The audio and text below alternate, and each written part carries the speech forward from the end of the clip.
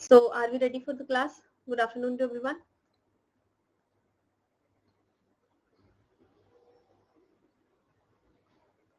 हाँ जी, so हम लोगों ने AICTE पढ़ लिया था, उसके आगे क्या क्या कर लिया था? तब तक स्लाइड्स आती है. गुड आफ्टरनून जी.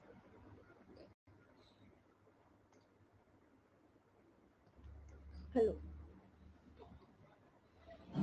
वैल्यू एजुकेशन कर लिया था, ठीक है. अपलोड होकर दिख नहीं रही, दोबारा करती हूँ.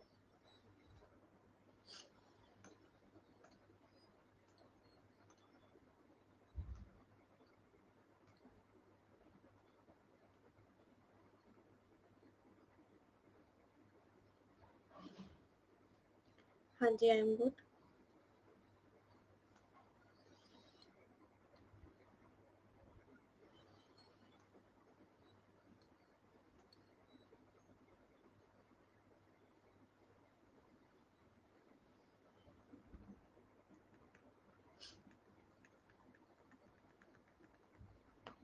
ये थी ना वो स्लाइड जो कल दिखनी थी पीडीएफ में, ये मेन पीडीएफ में है. एनसीटी हो गया, दिल्ली टीचर यूनिवर्सिटी भी हो गया. ओके, सो ये वाली स्लाइड कल विजिबल नहीं थी. एनसीईआरटी के अंदर क्या क्या आता है? ई पाठशाला, आपकी ऑगमेंटेड रियलिटी, वर्चुअल रियलिटी, दीक्षा ऐप, ई पाठशाला स्कैनर्स, जैसे क्यूआर कोड स्कैन करके बच्चे वीडियोस देख सकते हैं. निष्ठा ऐप टीचर ट्रेनिंग के लिए है. स्वयं प्रभा. तो इन सभी में डिजिटल इनिशिएटिव एनसीईआरटी ने लिए हुए हैं. ठीक है.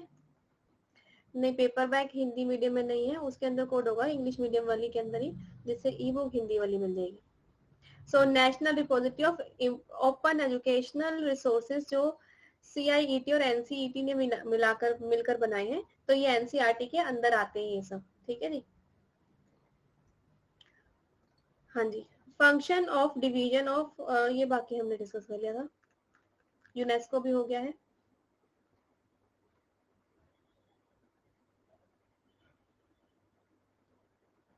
Value education also done. Citizen centric governance हम कर रहे थे. ठीक है, एडमिनिस्ट्रेशन गवर्नेंस. सो जिन्होंने डाउट क्लियरिंग क्लास नहीं देखी वो डाउट क्लियरिंग क्लास में देख लेना, क्योंकि हम उसमें इथोस, एथिक्स, सिक्योरिटी, एफिशिएंसी क्या होता है ये सब डिस्कस कर चुके हैं. नाउ गुड गवर्नेंस यहाँ से पढ़ना है हमें. Okay. So friends, good governance मतलब टर्म गवर्नेंस शब्द आया कहाँ से है? गवर्नेंस का मतलब है व्हाट द गवर्नमेंट डज, मतलब जो गवर्नमेंट कोई कार्य करती है वो सही से करे अपने वर्क, उसको कहते हैं. हाँ जी, वेलकम जी. एंड अगर आपकी ये फर्स्ट क्लास है तो अभी क्लास कंटिन्यू कीजिए और उसके बाद रिमेनिंग क्लासेस भी देख लेना इसी कोर्स में से, हायर एजुकेशन में से. It might be geopolitical, corporate government, socio political government. ठीक है. सो कोई सी भी गवर्नमेंट हो सकती है. अगर एक कंपनी है तो कंपनी जो कार्य करती है उसको गवर्नेंस कह देते हैं कंपनी की साइड से. Good governance. गुड शब्द का मतलब जस्ट सिंपल है, अच्छा कुछ भी हो सकता है. हर एक पर्सन के हिसाब से गुड का मीनिंग डिफरेंट डिफरेंट हो सकता है. ह्यूमन राइट, हम यहाँ पर जो मेन चीजें इसमें रखते हैं वो क्या है कि सही सबका पार्टिसिपेशन हो, ह्यूमन राइट्स को देखें, लॉ को माने, और पॉलिटिकल प्लूरलिज्म, विभिन्नता को समझे, ट्रांसपेरेंसी हो. तो ये सब इसके अंदर आता है. थर्ड वाले लेक्चर का पीडीएफ अवेलेबल नहीं है, लेकिन आप किसी भी लेक्चर का पीडीएफ अवेलेबल करें, डाउनलोड करेंगे तो सभी में ऑटोमेटिकली हायर एजुकेशन की फुल पीडीएफ आ ही जाएगी. ठीक है, तो उसके पीछे क्यों पड़े हो. Origin and emergence. Concept of good governance.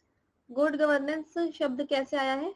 Good governance initially express in 1989 world bank publication. सबसे पहले 1989 में वर्ल्ड बैंक के पब्लिकेशन के अंदर हाँ एक्सप्रेस किया गया था. 1992 में बैंक ने पब्लिश की रिपोर्ट गवर्नेंस एंड डेवलपमेंट. कौन सी रिपोर्ट थी? गवर्नेंस एंड डेवलपमेंट, जिसके अंदर गुड गवर्नेंस को एक्सप्लोर किया गया. यस. एंड देन 1995 में वर्ल्ड बैंक की ही बात हो रही है ये, दोबारा से रीडिफाइन किया गुड गवर्नेंस का कंसेप्ट। उन्होंने कहा कि गुड गवर्नेंस अब नेसेसरी प्री कंडीशन है अगर आपको डेवलप करना है तो, अगर आपको आगे किसी भी कंट्री को तरक्की करनी है, डेवलप करना है, तो ये कंपल्सरी है अब।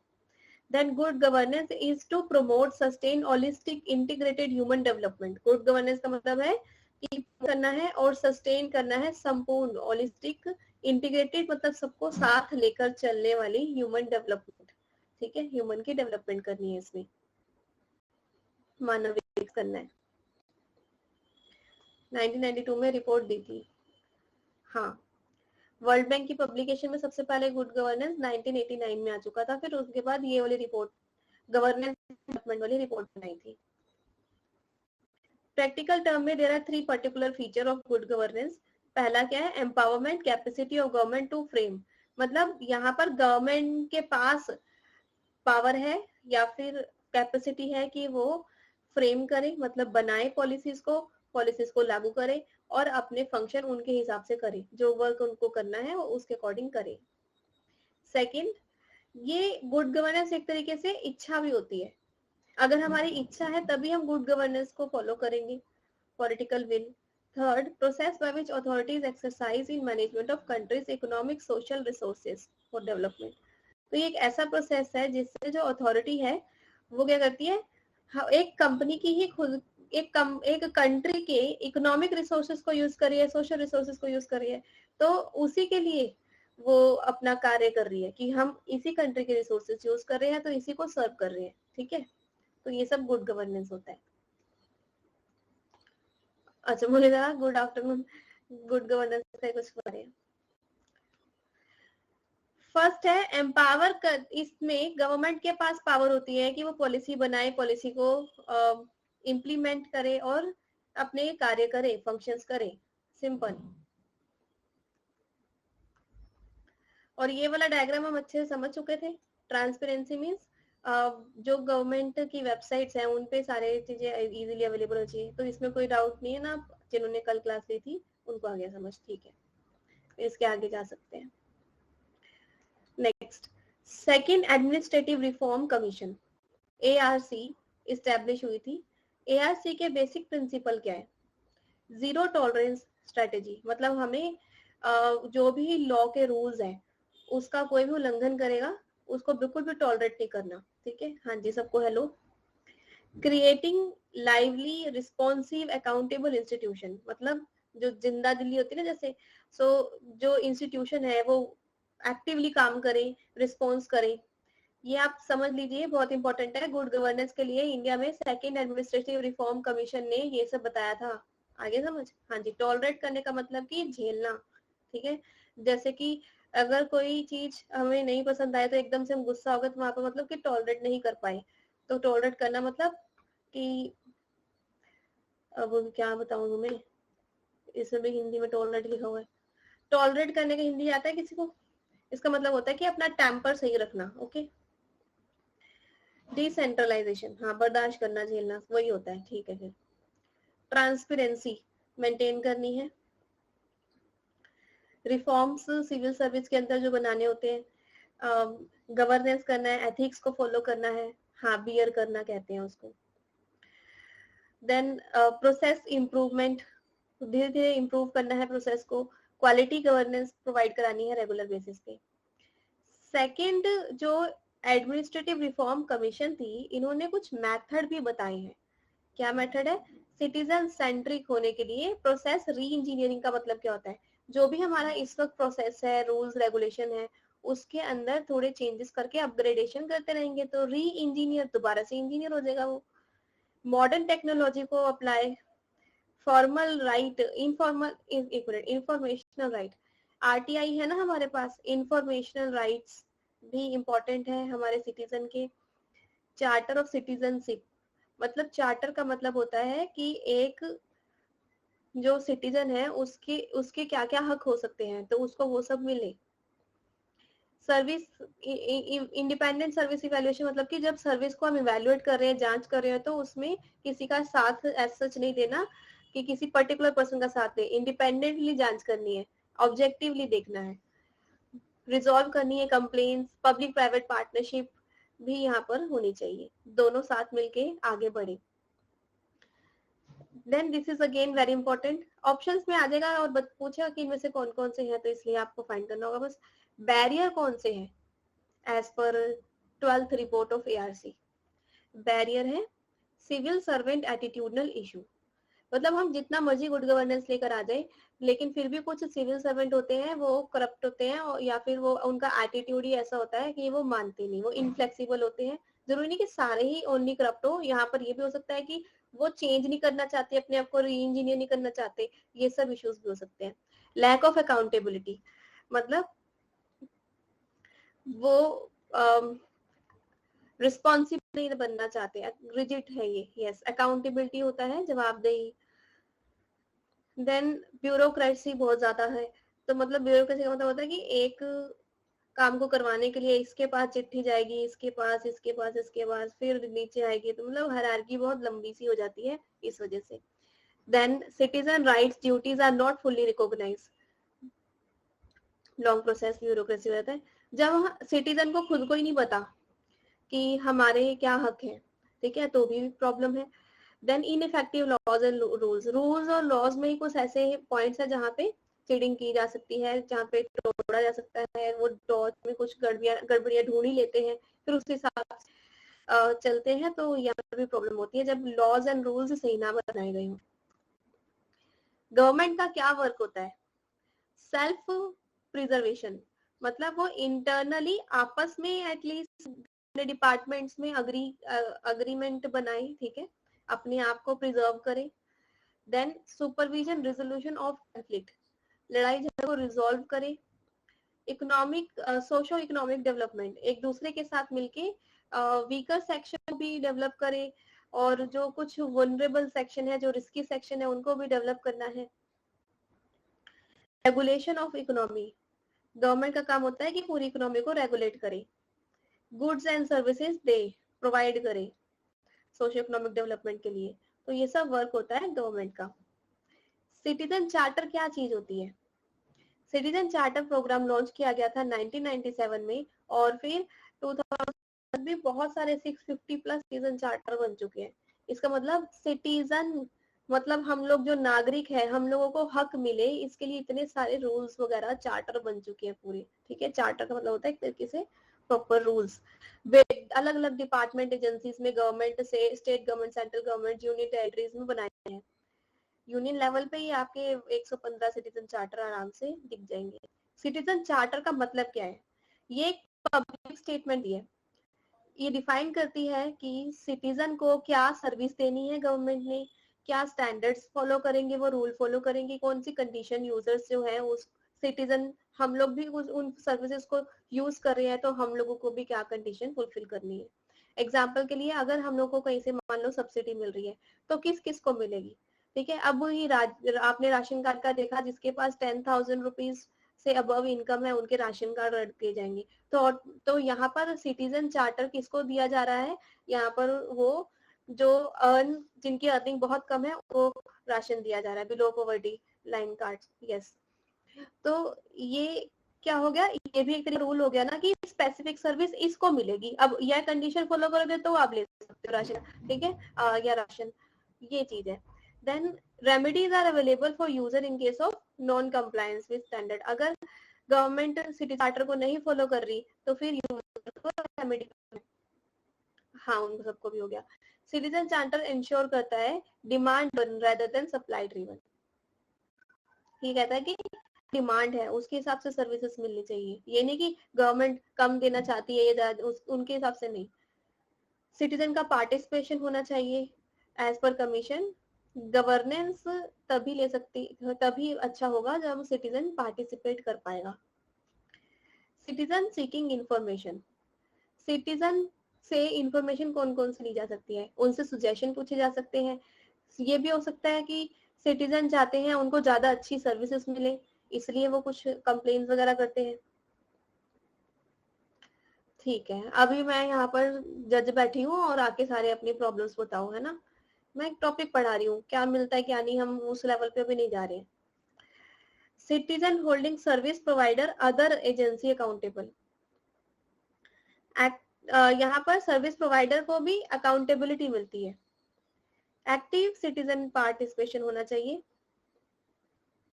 हाँ, डिसेंट्रलाइजेशन एंड डेलीगेशंस, तो वही बता रहे ना कि कौन सिटीजन्स किस किस तरीके की इंफॉर्मेशन पा सकता है, या फिर उनको कौन कौन सी इंफॉर्मेशन दी जा सकती है। ठीक है, अब थर्ड पॉइंट किसका बताऊं? Citizen holding service provider other agency accountable. Citizen किसी सर्विस प्रोवाइडर या दूसरी किसी एजेंसी को जवाबदेही बना सकता है, अकाउंटेबल बना सकता है। ठीक है, होल्ड मतलब हेल्ड होगा, वैसे हेल्ड या होल्ड उसको। डिसेंट्रलाइजेशन का मतलब होता है कि एक पावर को बहुत सारे लोगों में बांट दिया गया है, उसको कहते हैं डिसेंट्रलाइजेशन। बाकी सबकी आवाज सही आ रही है ना? आवाज ब्रेक हो रही है सबकी?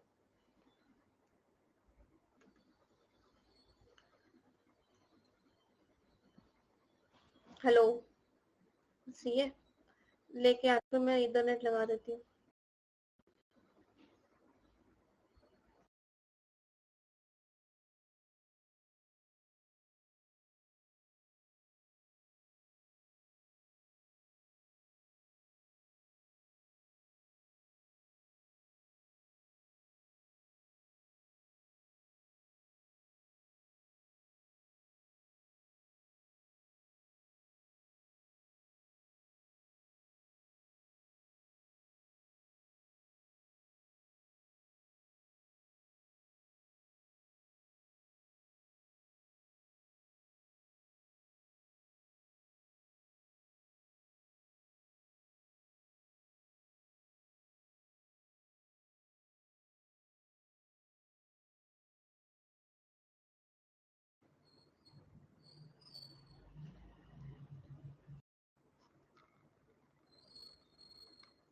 हाँ जी, आ गया। देखो, डेलीगेशन कर सकते हैं, मतलब कि गवर्नमेंट क्या कर सकती है?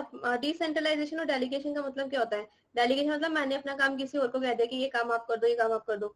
डिसेंट्रलाइजेशन का मतलब कि एक डिपार्टमेंट एक है, उसके अंदर बहुत सारे लोगों को आपने काम दे दिया, तो उसको कहते हैं डिसेंट्रलाइजेशन। ठीक है, ऐसे। सो डिसेंट्रलाइजेशन करने से क्या होता है, सॉरी डेलीगेशन करने से, अगर मैंने आपको कोई वर्क दिया तो उससे क्या होता है, टाइम बचता है, लोगों की डेवलपमेंट होती है, और मोटिवेट होता है लोग कि हाँ मुझे काम दिया तो मैं रिस्पॉन्सिबल हूँ। और मुझे किसी, अगर मैंने आपको, तो आपके पास उस काम को करने की अथॉरिटी आ जाती है, आप रिस्पॉन्सिबल बन जाते हैं। ठीक है, और आपको भी लगता है कि हाँ मैं एक इम्पोर्टेंट पर्सन हूँ, मैं कर सकता हूँ, तभी मेरे को ये काम दिया गया है विश्वास करके। सो प्रोडक्टिविटी इंक्रीज होती है, ट्रेनिंग वगैरह भी दी जा सकती है इन सब के लिए। प्रॉब्लम क्या होती है यहाँ पे कि कुछ सुपरवाइजर अच्छा नहीं मानते डेलीगेशन, और वो कहते हैं कि हाय हमें फालतू में ज्यादा काम करना पड़ रहा है, तो कुछ लोग ऐसे ले लेते हैं इसको। ठीक है, सबऑर्डिनेट जो होते हैं रिलक्टेंट टू एक्सेप्ट डेलीगेशन, वो मना कर देते हैं, रिलक्टेंट होते हैं, और ग्रीवेंसेस लड़ाई झगड़े बढ़ जाते हैं। ठीक है, ये सब। डेलीगेशन का मतलब क्या होता है? हर कोई पर्सन डेलीगेट करता है, आप भी करते होंगे। मतलब कि अपना काम किसी और को कहना कि ये काम आप कर दो। जैसे कि आपके मम्मा आपको कुछ सामान लेने के लिए मार्केट भेजते हैं, ठीक है, तो इस चीज को डेलीगेशन बोलते हैं। तो यहाँ पर भी किसी सुपरवाइजर ने सबऑर्डिनेट को असाइन कर दिया अपना वर्क। कुछ आइटम है यहाँ पर जो इसमें आती है गवर्नेंस के अंदर, कि कौन कौन करते हैं ये सब। हाँ ठीक है, कोई बात नहीं, वहाँ यहाँ पे भी ना पढ़ाऊँ, कैंसिल कर देते हैं, ये टॉपिक है ना। हाँ, प्लस वालों को एक्स्ट्रा थोड़ी देना होता है, उतना ही देना होता है जितना बुक में होता है। अच्छा, अब हम डिस्कस करते हैं नेक्स्ट श्रेयास स्कीम। तो आप ये समझो ना, आपने प्लस क्लास लिया तो थोड़ा बहुत एक्स्ट्रा आपको पढ़ाया जाता है, नहीं करना वो तो फिर रो लो, मेरे को बोलो 100 बार। मैं देख रही हूँ मैसेज, इग्नोर कर रही हूँ, लेकिन नहीं, आपको बार बार बोलना है।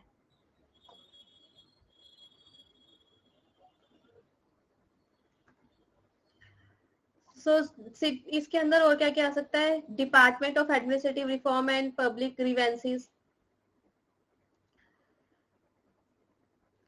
हाँ, तो दिख रहा है एक्स्ट्रा पॉइंट, तो लिखे फिर। ठीक है, तो बार बार बीच में प्रॉम्प्ट करने की क्या जरूरत है आपको? डायरेक्ट नहीं लिखना तो मत लिखे, यहाँ स्लाइड में भी दे रखा है, इसमें से भी गो थ्रू किया जा सकता है। ठीक है, और अगेन ये कंपल्सरी नहीं है कि आए, और हो सकता है आ भी जाए तो भी मैं बोल दूंगी हाँ मैंने पढ़ाया था। लोकपाल, लोकायुक्त, सीवीसी, ओम्बड्समेंट भी ग्रीवेंस हैंडल करने के लिए ही होते हैं। कमिटी, ट्रिब्यूनल्स, तो ये सब होते हैं जो कि गवर्नेंस से जुड़े होते हैं लोग। देन लॉ कौन कौन से हैं गवर्नेंस से related? Consumer protection act, prevention of food adulteration, essential commodity rules regulation, municipal. और 8 स्पेशल इंस्टीट्यूशंस बनाए गए हैं national commission for schedule tribes, schedule caste, तो स्पेशल लोगों के लिए, विमेन्स के लिए, चाइल्ड के लिए, माइनॉरिटी के लिए, ठीक है। कंज्यूमर डिस्प्यूट रेड्रेसल, ऐसा। हाँ जी, हर एक का फंक्शन देखना है। जितना मैंने पढ़ाया है इतना बहुत है, आपको एक्स्ट्रा करना है तो आप अपने एंड से कर सकते हैं, ठीक है। सेंटर ने अप्रूव किया ट्राइबल यूनिवर्सिटी भी। पहले, इससे पहले आंध्र प्रदेश में कोई भी सेंट्रल यूनिवर्सिटी नहीं थी, इस बार पहली बार ये बनी central university, central tribal university Andhra Pradesh में, ठीक है। बस इसमें से यही है कि backward region of Andhra Pradesh में फर्स्ट यूनिवर्सिटी ये बनी थी जी। You can do. Central university act 2009 के अंदर central tribal university Andhra Pradesh की फर्स्ट सेंट्रल यूनिवर्सिटी है। यस, ये तो एक्ट है, अपनी एग्जिस्टेंस में तो 2019 में आई है ये, ठीक है, 2019 में आई है। अच्छा, नाउ नेक्स्ट स्कीम समझते हैं। Next scheme is Shreyas. Shreyas एक अपेरेंटाइज स्कीम है जो बहुत इंपॉर्टेंट है, इससे रिलेटेड भी बहुत क्वेश्चन आ जाते हैं। एंड इसमें है कि एम्प्लॉयमेंट प्रोवाइड कराने हैं। ट्राइबल यूनिवर्सिटी 2008 में आई है? नहीं, अभी आई है, ये तो एक्ट है, सेंट्रल यूनिवर्सिटी एक्ट 2009, इसके अंदर बनी है tribal university, central tribal university Andhra Pradesh की। हो सकता है आप किसी और की बात कर रहे हो, मैं आंध्र प्रदेश वाली बात कर रही हूँ, ठीक है। ये फंक्शनिंग 19 से ही करनी स्टार्ट हुई है।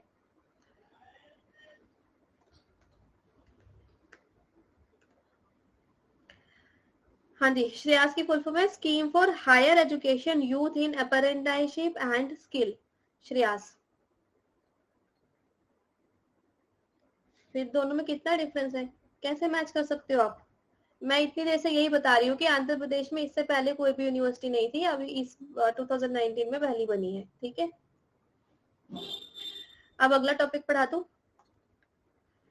श्रेयास बेसिकली किसके लिए है कि स्टूडेंट्स जब अपना स्टडी करेंगे उसके साथ साथ अपेरेंटाइशिप कर सकते हैं, जिसके अंदर उनको स्किल्स सिखाई जाती है। अपेरेंटाइशिप कैसे होता है, जैसे आप देखते हैं ना सीए वाले बच्चे इंटर्नशिप करते हैं, उनको उसके थोड़े बहुत अमाउंट मिलता है, पैसे मिलते हैं, और उनके वो भी होता है, बिल्कुल इसी तरीके से श्रेयास स्कीम है हायर एजुकेशन यूथ, जो बीए बीकॉम वगैरह ये सब कर रहे होंगे बच्चे, तो ये लोग अपने साथ साथ हाँ अपेरेंटाइशिप कर सकते हैं और इसका स्टाइपेंड भी मिलता है। Yes, national apprenticeship promotion scheme के अंदर ये लेकर आई जा रही है।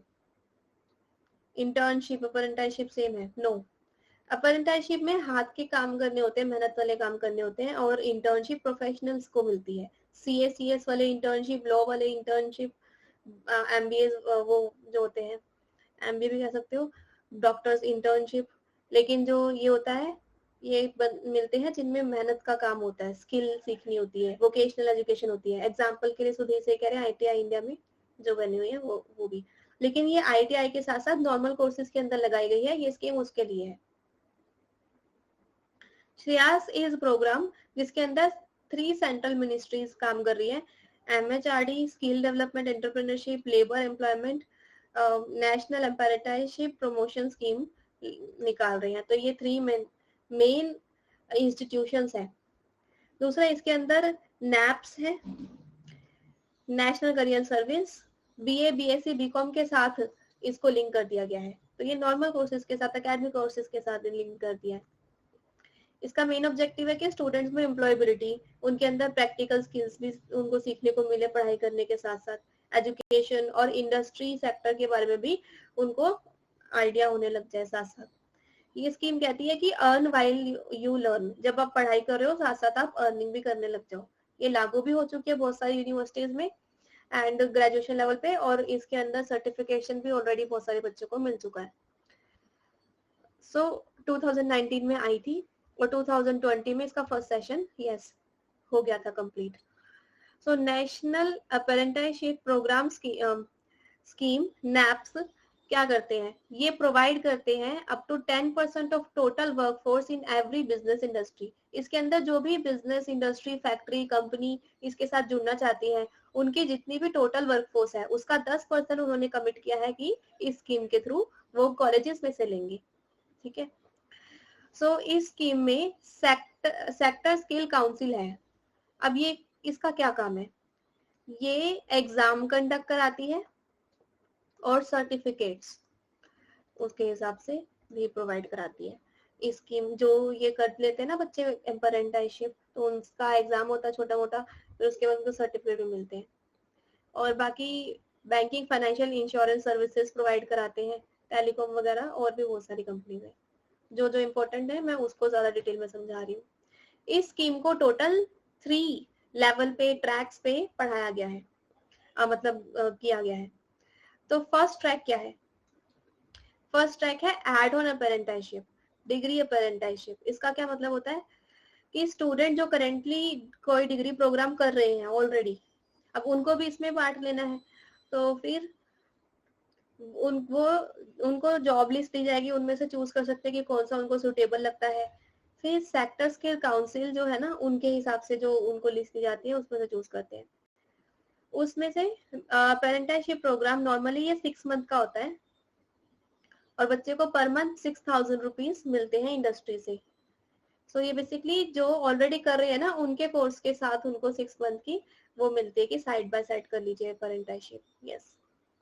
सेकेंड ट्रैक में क्या कर दिया है कि अब ये फ्रेश बैच अगर स्टार्ट होगा तो इसका नाम ही चेंज कर दिया गया है, BCom professional, BA professional, BSc professional लगा दिया साथ में। अब इसका मतलब ये पूरा स्ट्रक्चर इनबिल्ट, इनका कोर्स ही ऐसा होगा, सिलेबस ही ऐसा होगा जिसके अंदर बच्चे 6 महीने अप्रेंटिसशिप करेंगे, 6 महीने पढ़ाई करेंगे, फिर अप्रेंटिसशिप, फिर पढ़ाई, ऐसा करके फुल सेमेस्टर इनका बी वोकेशनल कोर्सेज के रूप में चलेगा। इनको भी क्या होगा, 6,000 रुपीज पर मंथ इंडस्ट्री के द्वारा दिए जाएंगे। और ये जितने भी रुपीज दिए जा रहे हैं, इनमें से 25% जो रुपीज है वो नैप्स रिइंबर्स कर देगी इन इंडस्ट्री को। मान लो किसी कंपनी में ये बच्चे एनरोल हैं, सीख रहे हैं, उनको 6,000 रुपीज पर मंथ तो मिलेंगे कंपनी से। फिर कंपनी वो चीज दिखाएगी हमने इतने इतने डिस्ट्रीब्यूट कर दिए हैं, तो गवर्नमेंट उनको वापस कर देगी 25% तक का हिस्सा, 2,000। देन थर्ड ट्रैक में क्या बोला गया है कि ना तो इसमें कोर्स के अंदर चेंजेस कर दिए, ना ये बच्चे जो ऑलरेडी हैं उनको साथ में 6 मंथ का दे दिया, तो फिर क्या दिया, हाँ इंडस्ट्री वाले उनको देंगे। तो लिंकिंग नेशनल करियर सर्विस, जैसे हमारे कॉलेजेस में होते हैं ना करियर प्लेसमेंट सेल, उसमें बाहर से कंपनी आती है और स्टूडेंट्स को ले लेती है, हायर कर लेती है। तो अगर जहाँ पे नहीं है वहां पर ये बना देंगे नेशनल करियर सर्विस, कॉलेजेस के अंदर ये प्रॉपर बनाया जाएगा, पोर्टल बनाया जाएगा। अब यहाँ कंपनीज आएंगी, उनको हायर कर लेंगी, सीधा सीधा कैंपस बेस्ड प्लेसमेंट जैसा होता है। तो ये भी बोला गया कि 9,000 से ज्यादा एम्प्लॉयर्स यहाँ पर रेडी हो गए हैं इतनी 2 लाख से ऊपर वैकेंसी के लिए फिल करने के लिए। और इस पूरे से ना बच्चों को सॉफ्ट स्किल मिलती है। सॉफ्ट स्किल का मतलब होता है कि कम्युनिकेशन करना आना चाहिए, बातचीत करना, उठना बैठना, अच्छे से ड्रेसअप होना, तो ये सब सॉफ्ट स्किल्स होती है। पर्सनालिटी डेवलपमेंट जिसको कहते हैं। अब बात आई पैसों की, 2,000 कहाँ से बन रहे थे तुम्हारे, 1,500 बन रहे हैं। तो जो सेंट्रल गवर्नमेंट है वो बोला है कि 25% 6,000 रुपीज का वो रिम्बर्स करेगी और मैक्सिमम 25 करेगी। ये नहीं कि कोई कंपनी कहे मैं तो 10,000 रुपए देने को रेडी हूँ बच्चों, तो उसका भी 25 दे देगी गवर्नमेंट ना। उनका मैक्सिमम बैंड है 1,500 तक का। हाँ यस, टारगेट बेसिकली है कि 2022 तक 50 लाख बच्चे ऑलरेडी इसके अंदर इन्वॉल्व पूरे हो चुके हों। सो एसएससी का रोल मैंने आपको बताया था पीछे, एग्जाम कंडक्ट करना, सर्टिफिकेट देना, हो गया ये। Ministry of skill development entrepreneurship, जो ये वाली मिनिस्ट्री है, यही नैप्स के प्रोग्राम को ऑपरेट कर रही है, जिसके अंदर फिर नैप्स फर्दर क्या करती है, उनको देती है, रीइंबर्स करती है पैसे, ठीक है। तो this is how this scheme is. Next scheme is सारांश। सारांश स्मृति ईरानी ने 2015 में निकाली थी स्कीम, सीबीएसई एफिलिएटेड स्कूल्स के लिए। डिसीजन सपोर्ट सिस्टम है ये, सेल्फ रिव्यू में भी हेल्प करती है। हाँ जी। So it is available for class 9, 10 problem solving abilities के लिए, 11, 12 के लिए भी है, बोर्ड के। तो इसमें होता क्या है कि लर्नर्स इस सारांश ऐप या सारांश के वेब पोर्टल से जा सकते हैं। अब ये जो जनरल अवेयरनेस है ना, तो ये हायर एजुकेशन के आखिरी में एक चार्ट में बना रखी होंगी एक साथ, ठीक है। तो ये जो भी अब ये proper all India regional state और प्राइवेट जवाहर नवोदया स्कूल्स, केंद्र विद्यालय, सेंट्रल तिब्बतन स्कूल, इन सब में सारांश स्कीम को एप्लीकेबल कर दिया गया है। अब इस स्कीम के अंदर क्या होता है कि बच्चा कब स्कूल गया है, कब नहीं गया, उसकी अटेंडेंस, उसका बिहेवियर, ये सारी चीजें अपडेट कर दी जाती है स्कूल डिपार्टमेंट के द्वारा। इससे फायदा क्या होता है, इससे फायदा स्टूडेंट के लिए होता है कि वो अपने आप को रिव्यू कर सकता है, परफॉर्मेंस देख सकता है, डिसीजन ले सकता है, कम्युनिकेशन के लिए हेल्प मिलती है। ये पेरेंट्स और स्टूडेंट के बीच में, स्कूल और पेरेंट्स वो भी इसका एक्सेस रखते हैं और डाटा इजीली दिख जाता है। पेरेंट्स के लिए क्या फायदा है इसका, क्योंकि उनको पता होगा हमारे बच्चा क्या कर रहा है, हर चीज पता चल जाएगी रोल नंबर के थ्रू, बल्कि मार्कशीट लाना, ओटीपी ईमेल के थ्रू रजिस्टर किया जा सकता है पेरेंट्स के द्वारा भी। स्कूल्स के लिए भी बेनिफिट है, उनको भी हर स्टूडेंट का पूरा डाटा अवेलेबल रहेगा इजीली, ठीक है। तो सबके लिए बेनिफिट हो गया, ठीक है। हाँ जी, पेरेंट्स, टीचर्स, स्कूल और स्टूडेंट। नाउ नेक्स्ट स्कीम बताते हैं हम, वो है अर्पित। अर्पित किसके लिए है, टीचर के लिए रिफ्रेशर, वो सीरियल वाइज करने का कोई इशू नहीं है उसमें। सो अर्पित जो स्कीम है इसके अंदर एग्जाम, अर्पित का फुल फॉर्म क्या है, annual refresher program in teaching.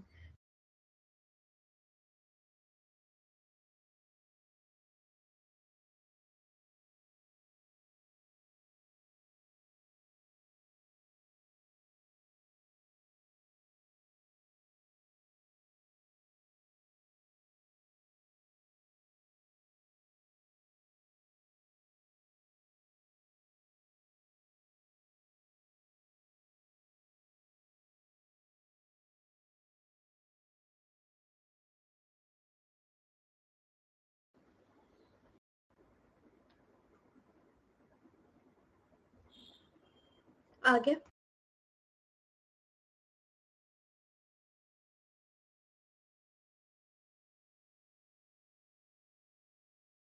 फिर वो कंपैटिबल नहीं होगा एज पर सिनेरियो, तो इसलिए इनको थोड़े थोड़े टाइम पे अपने आप को रिफ्रेशर प्रोग्राम्स में इनरोल करना पड़ता है और इम्प्रूव करना पड़ता है, समझे। हाँ जी। हेलो, अभी आ गया, स्टक है, इधर से तो आ रहा है।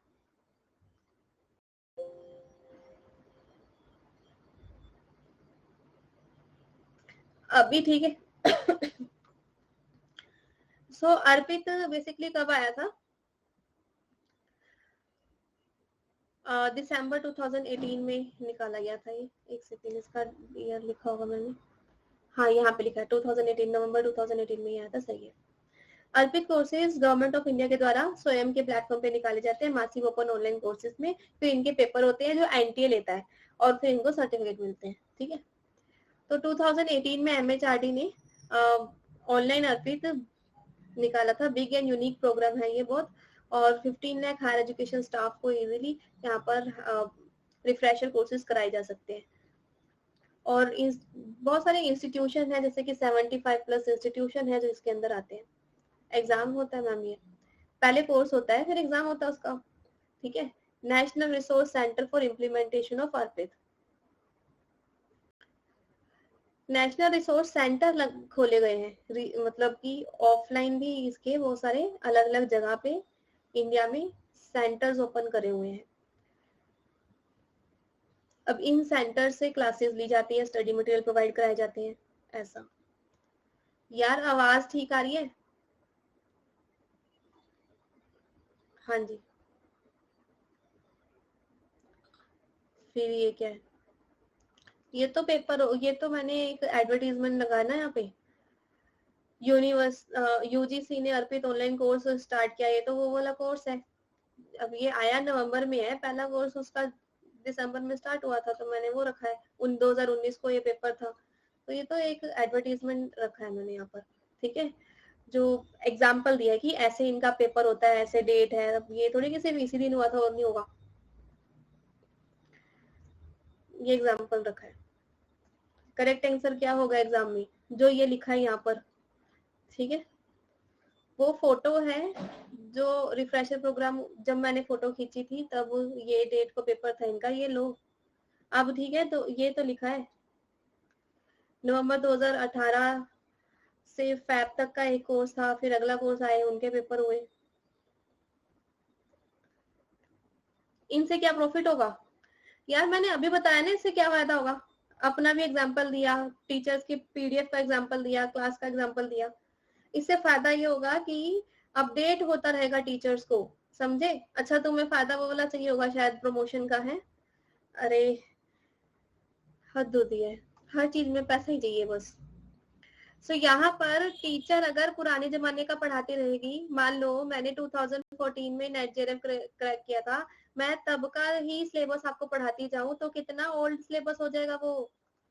हर साल क्या, हर 6 महीने में मैं सिलेबस अपडेट करती हूँ, तो इसका मतलब रिफ्रेशर की जरूरत पड़ी ना, यहाँ पर अपने कंटेंट को रिफ्रेश करने की जरूरत पड़ी, चेंज करने की, न्यू सीखने की, तो न्यू सीखना पड़ेगा।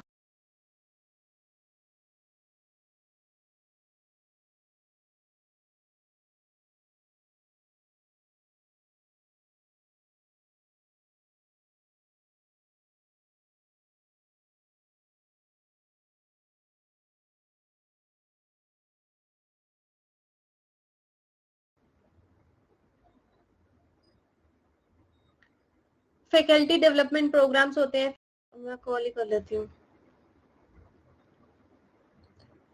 फैकल्टी डेवलपमेंट प्रोग्राम या फिर रिफ्रेशर कोर्सेज होते हैं, उनमें तो बल्कि कभी पेमेंट देनी भी पड़ती है।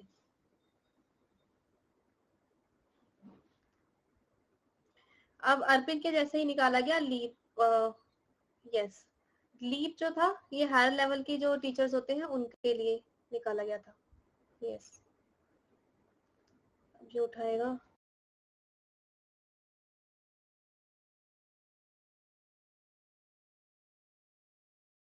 अच्छा चलो अभी हमारा आ रहा है, ठीक है।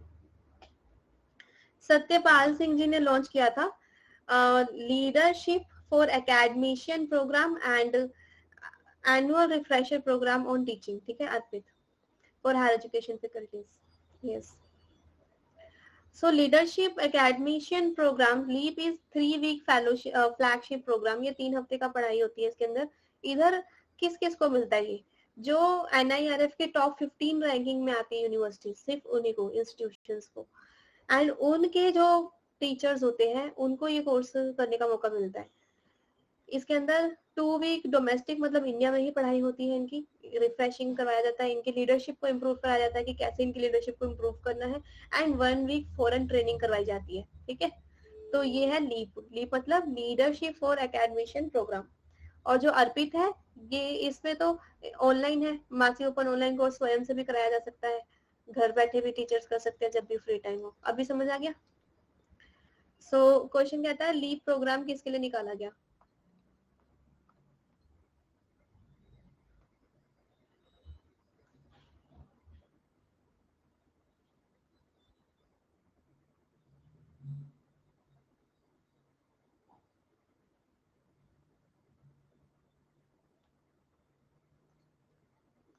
ठीक है, very good to everyone.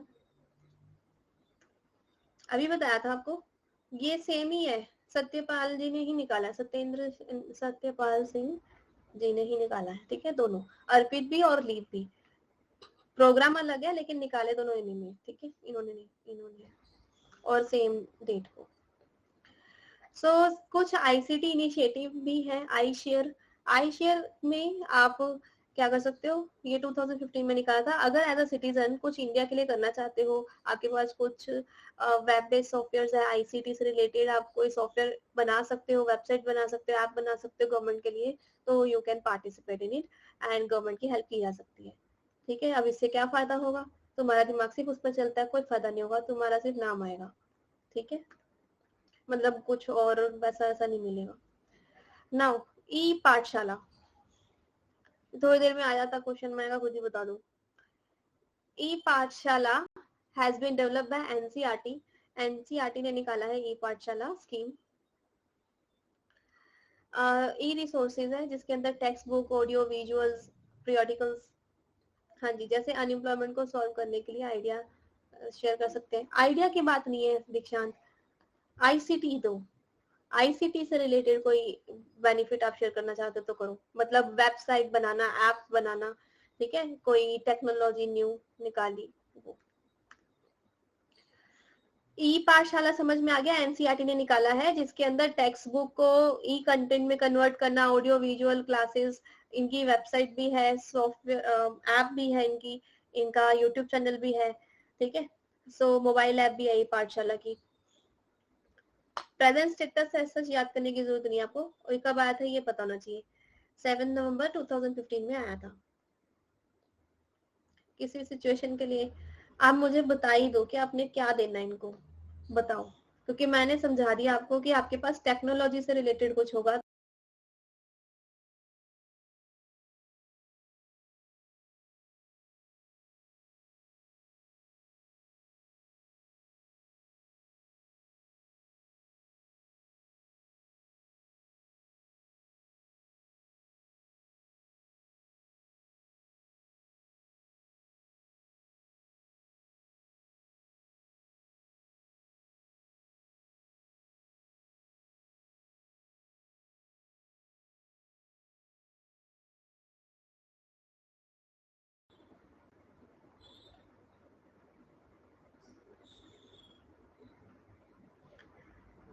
E content, फिर आप दृष्टि में उसमें जाओ ना, हाँ दृष्टि में जाओ, अदर स्कीम में जाओ, आपने आई शेयर में क्यों देना है?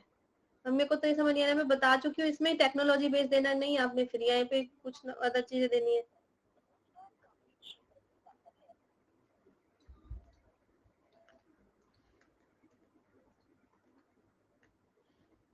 वो फोन कवरेज के बारे है इंटरनेट वाले का। Next is NPTEL, national program on technology enhance learning. ठीक है, सो एनपीटीईएल क्या है, टेक्नोलॉजी एनहांस लर्निंग। अगेन ये भी किसके लिए कोर्स बनाते हैं, इंजीनियरिंग के लिए कोर्स बनाते हैं। ठीक है, सो ये फर्स्टली आया था, कंसीव हुआ मतलब आया था 1999 में, और मल्टीमीडिया वेब बेस्ड टेक्नोलॉजी, ताकि साइंस एंड इंजीनियरिंग के कंसेप्ट को इम्प्रूव किया जा सके, तो वो वाला आएगा यहाँ पर। जैसे कि video based lecture material, IITs, technical training institutes, इन सब के द्वारा यहाँ पर प्रोवाइड कराए जाते हैं। मूक्स में भी आते हैं इनके कोर्सेज, इंजीनियरिंग के लिए, साइंस के लिए।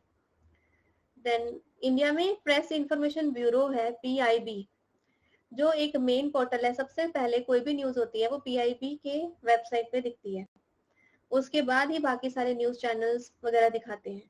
ठीक है, मतलब या फिर सबको सर्कुलेट होती है।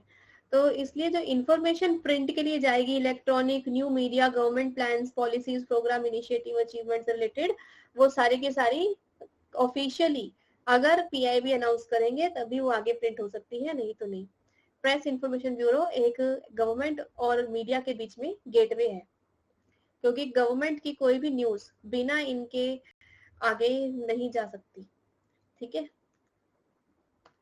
और अगर कोई कंपनी दिखाती है, यस सेंसर की तरह है, सेंसर बोर्ड की तरह, जैसे वो मूवी को सेंसर करते हैं ऐसे ही न्यूज को, क्योंकि इनका मेन मकसद है कोई सेंसिटिव इंफॉर्मेशन, कोई ऐसी इंफॉर्मेशन जो सीक्रेट रखनी थी वो ना चली जाए बाहर। ठीक है, इसलिए हाँ जी, सबसे पहले स्पोर्ट पहुंचने के लिए, न्यूज के लिए। यस, पीआईबी का ईयर मैं देख के बता देती हूँ। और इंडिया में और प्राइवेट एजेंसीज भी हैं बहुत सारी, जो कि न्यूज़ को कैच करती है सबसे पहले। इसका मैं अभी समझाती हूँ, एक मिनट।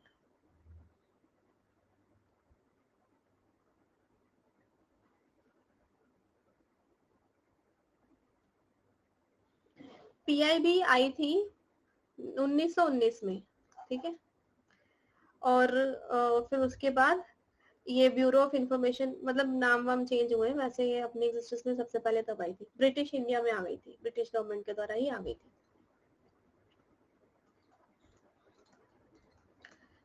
फिर बाद में नाम वगैरह चेंज हो गए, फिर पीआईबी बनी है। न्यूज एजेंसी इन इंडिया और कौन कौन सी है, इसका क्या मतलब है? ये आप न्यूज चैनल देखते हो, एनडीटीवी, आज तक, और भी बहुत सारे देखते होंगे।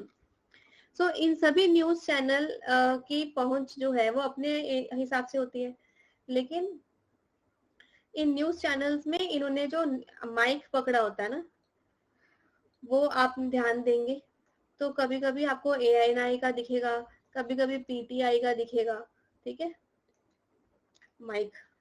तो इसका मतलब जो ऐसी वाली न्यूज है, इन्होंने एएनआई या पीटीआई या किसी और अदर से खरीदी है, इनका खुद का संवाददाता वहां नहीं पहुंचे थे, ठीक है, मतलब इनके खुद के जो है वो नहीं पहुंचे।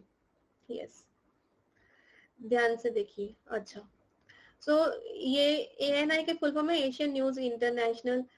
और वैसे सबसे ज्यादा कवरेज किसका है? एएनआई और पीटीआई का इंडिया में सबसे ज्यादा कवरेज है। यस, इन दोनों का सबसे ज्यादा कवरेज है, क्योंकि ये ये एक तरीके से एजेंट है, हर लेवल पे, हर गली में, हर जगह पे इन्होंने अपने अपने एजेंट बना रखे हैं। इस वजह से दूर से दूर वाले एरिया में जब नॉर्मल टीवी चैनल नहीं पहुंच पाते, उनको पता चलेगा तब पहुंचेंगे ना, तो ये पहले ही फटाफट शूट कर देते हैं और फिर न्यूज एजेंसी जो न्यूज चैनल्स हैं उनको सेल करते हैं ये न्यूज़, ठीक है। सो ये उस टाइप के हैं, एक तरीके से काम कर रहे हैं जैसे पब्लिक इंटरेस्ट के लिए वर्क करते हैं। अब एडमिनिस्ट्रेटिव एकेडमिक हेड कौन होता है यूनिवर्सिटी में?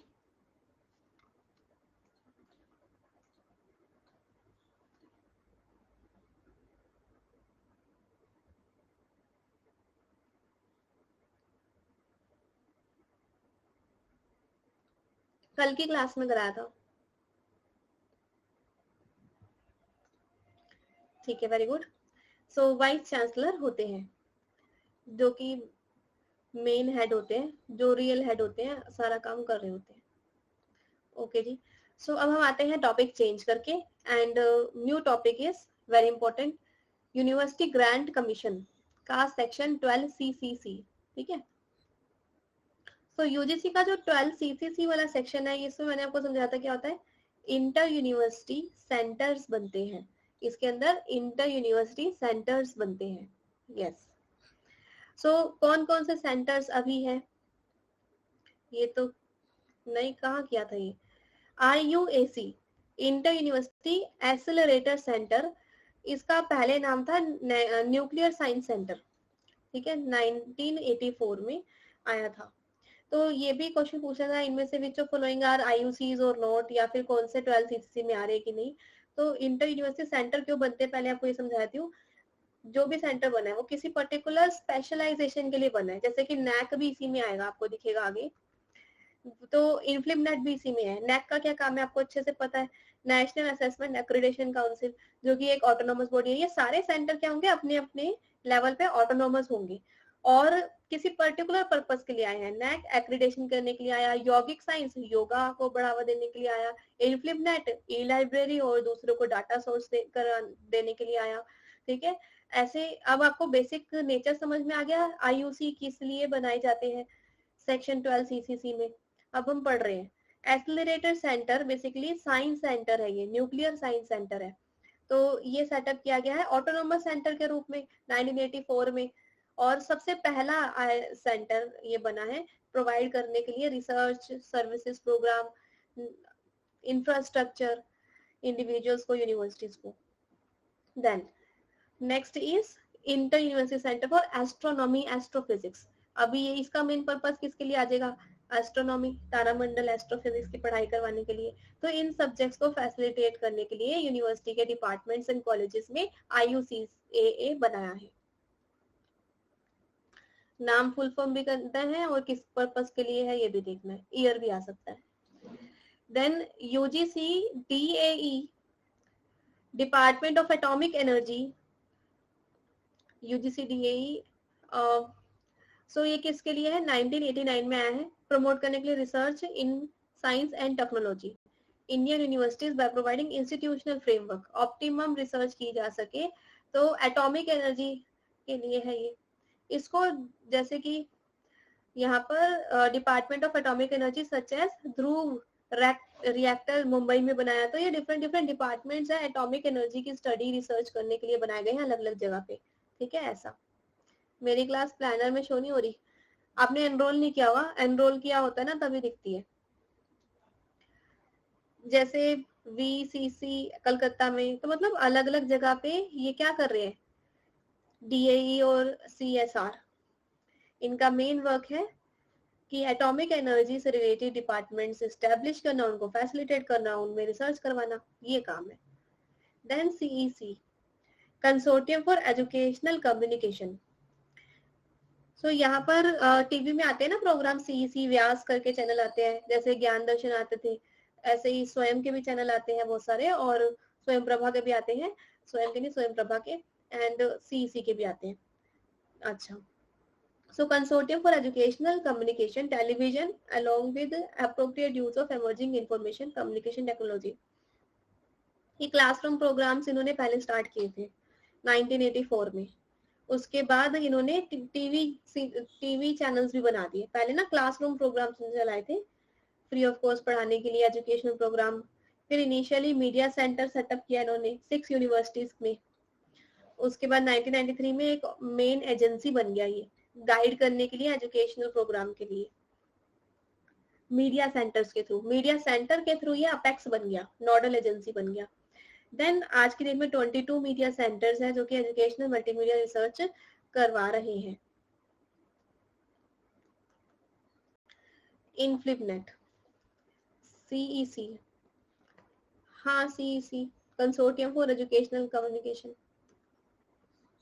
इनफ्लिपनेट गुजरात में है, information and library network centre. ये स्टैब्लिश हुआ था 1991 में, और फिर society incorporated as a society in 1996, एक सोसाइटी की तरह बन गया। इंटर यूनिवर्सिटी सेंटर है UGC का, मॉडर्नाइजेशन के लिए लाइब्रेरी की मॉडर्नाइजेशन के लिए इसको इंटर यूनिवर्सिटी सेंटर बनाया गया है। देन NAC तो आपको पता है 1994 में आया था, इसलिए इसको दोबारा रिपीट नहीं कर रही मैं। इनफ्लिपनेट का मेन फंक्शन आपको समझ में आ गया कि सबसे पहला तो फंक्शन इनका यही था कि लाइब्रेरीज को ई-लाइब्रेरी में कन्वर्ट करना है। दूसरा फंक्शन इनका है जितनी भी गवर्नमेंट की स्टडी रिलेटेड वेबसाइट्स है, शोध गंगा, NTA की वेबसाइट और भी बहुत सारी वेबसाइट्स, इन सभी वेबसाइट के अंदर जो डाटा सोर्स चाहिए, जगह चाहिए, प्लेस चाहिए, वो सब प्रोवाइड कराते हैं, ठीक है, ताकि वो वेबसाइट्स हैंग ना हो, सही तरीके से स्टोरेज फैसिलिटी मिले उनको। यस, जो कि आखिरी दिन आपके हो ही जाती है फिर भी। Inter university centre for yogic science Bangalore 1918 में आया था, लेटेस्ट है ये। क्या हो गया NAC का? NAC बेंगलोर में है, और इसका एक रीजनल सेंटर अभी बना है 2020 के आसपास ही, बताया था, कब बताया, दिल्ली में। अब बना, पहले नहीं बना था।